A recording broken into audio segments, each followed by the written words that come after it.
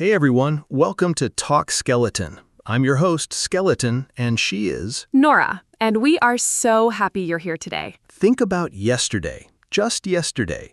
What did you do? Where were you? What happened? Simple questions, but to answer them in English, you need exactly 3 words. Was, did, and had. 3 small words, but they carry the entire past tense of English inside them. And most learners use them every day without realizing it. But that small moment of doubt, which one do I use? It slows everything down. And when you slow down mid-sentence, the conversation loses its flow, its naturalness. Today, we fix that.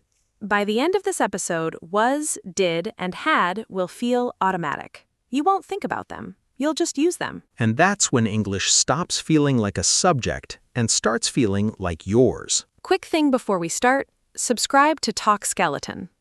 New episodes every week. Real English, no stress. Now, let's start with was, because was is the most emotional of these 3 words. Emotional? Yes, because was doesn't talk about actions, it talks about states, feelings, conditions, how things were at a certain moment. Think of was like a photograph. A photograph doesn't capture movement. It captures a moment, a feeling, how something was. I was tired yesterday. She was nervous before speaking.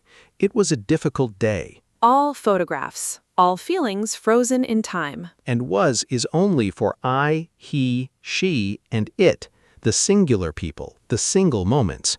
I was, he was, she was, it was. Now the negative, very simple. Was plus not, or in speaking, wasn't. I wasn't ready. She wasn't there. It wasn't easy. And honestly, those sentences sound like real life, because learning English is full of those moments. I wasn't confident, but I tried anyway. I wasn't fluent, but I kept going. Those moments, they're not failures, they're the whole journey. Now, was in questions. Was comes first. Was it difficult? Was she okay? Was the lesson helpful? Clean, simple, natural. Now, listeners, think about yesterday. Complete this sentence out loud. Yesterday, I was... Maybe, yesterday I was tired, but I still showed up. Yesterday I was confused, but I kept trying. Whatever your answer, say it out loud, because was is your past, and your past is what built you into who you are today. Every yesterday matters. Every was is part of your story. And your story, every difficult chapter of it, brought you right here, to this moment, still learning, still going. Now, let's talk about did. And did is very different from was. Different how? Was is a photograph, a feeling, a state. But did is a movie. It's action, movement, something that actually happened. I love that difference. Was is a photograph. Did is a movie. When you use did, you're talking about something you actually did, something that moved, something that happened and finished in the past. I studied English yesterday. I called my friend. I tried my best. All actions, all movements, all things that happened and completed. And did is interesting because it works as a helper. In questions and negatives, did does all the heavy lifting. Exactly. In positive sentences, we don't use did directly. We just use the past verb. I studied. She called. He tried. But the moment we make it a question or negative, did appears. Did you study yesterday? Did she call? Did he try? Did comes first, then subject, then the base verb, not the past verb, the base verb. This is where many learners make a mistake. They say, did you studied? That's wrong. Because did already carries the past, so the verb after it goes back to its simple form. Did you study? Not did you studied. Did does the past work. The verb just rests. I like that. The verb just rests. Did carries everything. Like a good friend. Did says, don't worry, I'll handle the past. You just show up. Now the negative. Also very simple. Did not, or in speaking, didn't. I didn't understand. She didn't finish. He didn't come. And again, base verb after didn't, not past verb. I didn't go, not I didn't went. I didn't see, not I didn't saw. Didn't already says past. The verb after it stays simple, clean, easy. Now, something beautiful about did in real conversations. Did is also used for emphasis, to show you really mean something. Like, I did try. That's stronger than just, I tried. I did study. I did call you. I did show up. And for English learners, that sentence is so powerful. I did try, even when it was hard, even when I wanted to stop. I did try. Did, for emphasis, says, don't doubt me. This happened. This is real. Now, listeners, think about this week. What did you do for your English? Say it out loud. I listened to an English podcast. I watched an English video. I tried to speak even when I was scared. Say it. Own it. Because everything you did, every small action, it counts. Did is your action word. And action, even small action, is what moves you forward. Now compare was and did quickly, because this is where learners sometimes get confused. Situation. You had a difficult day at work. Which is correct? Yesterday was difficult, or yesterday did difficult? Yesterday was difficult, because difficult is a state, a feeling, not an action. Was handles feelings and states. Another situation. You studied for 2 hours last night. Which is correct? I was studied for 2 hours, or I studied for 2 hours. I studied, because studying is an action, and in positive sentences, we just use the past verb directly. No was, no did. Was for states, past verb for actions, did for questions and negatives and emphasis. 3 different jobs, 3 different moments, now completely clear. Now, Nora, tell me honestly, what did you do the first time you tried to speak English with a stranger? Honestly, I didn't say anything. I just smiled and nodded. I was so nervous I completely forgot every word I knew. Every English learner has that moment, that frozen moment, that blank mind. But here's the thing. That moment, that did happen, and I did survive it, and I did try again. And that's all did asks of you. Try. And when you fail, try again. Because every did try is better than every didn't try. Write in the comments. Tell us, what did you do this week for your English? Even one small thing. We want to know. Because small actions, they add up. They always add up. Now let's talk about our third word, had. And had feels different from both was and did. It does. Was is a photograph, did is a movie, but had is a memory box. A memory box. Yes, when you open a memory box, you find things that existed before, things that belonged to a moment even further back in time, things that came before other things. So had goes deeper into the past than was and did. Exactly. Had is the past of have, and when we use had, we're usually talking about something that happened before another past moment. Like, when I arrived at the station, the train had already left. 2 past moments. The train left first, then I arrived. Had shows the order. So had puts things in order. It says, this happened first, then that happened. Before I started this podcast, I had never spoken English in front of anyone. That sentence carries so much, so many quiet moments, so many swallowed words. Had never, had already, had just. These combinations are very common in real English conversations. When I finally spoke, I realized I had been afraid for nothing. That sentence, it uses had been, which is had plus been together, and it shows a state that existed before another past moment. I had been nervous for weeks before my first English class. Then the class started, and it wasn't as scary as I expected. Had been for states that existed before another past moment. Very natural, very human. Now, had is also used simply, without the deeper past meaning, just to talk about possession or experience in the past. I had a great teacher once. She had so much patience. We had wonderful conversations. Here, had just means possessed. Had in life. Had in that moment. I had a dream. I had a plan. I had everything I needed. I just didn't know it yet. That last one, I had everything I needed. I just didn't know it yet. That's every English learner at the beginning of their journey. Now, had also appears in a very important structure, had plus past verb. This is called past perfect. And it sounds complicated, but it's actually very natural. Think of it this way. Imagine you're telling a story, and inside that story, something happened even earlier. Had is how you go back inside the story. Like, she was crying when I arrived. She had received bad news earlier that day. Two past moments. She received the news first, then I arrived. Had shows the order. Or, he was so tired at the meeting. He hadn't slept the night before. Hadn't, the negative form. Had plus not, or in speaking, hadn't. He hadn't eaten, she hadn't prepared, they hadn't expected this. Hadn't is very common in storytelling, in explanations, in honest conversations about why something went wrong. I hadn't studied enough, I hadn't practiced, I hadn't slept. Every excuse in the book. We've all been there. Hadn't is also the word of honest regret, of looking back and seeing what was missing. Now, had in questions.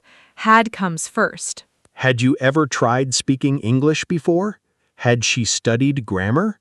Had they practiced enough? Had first, then subject, then past verb. Had you ever felt this nervous before?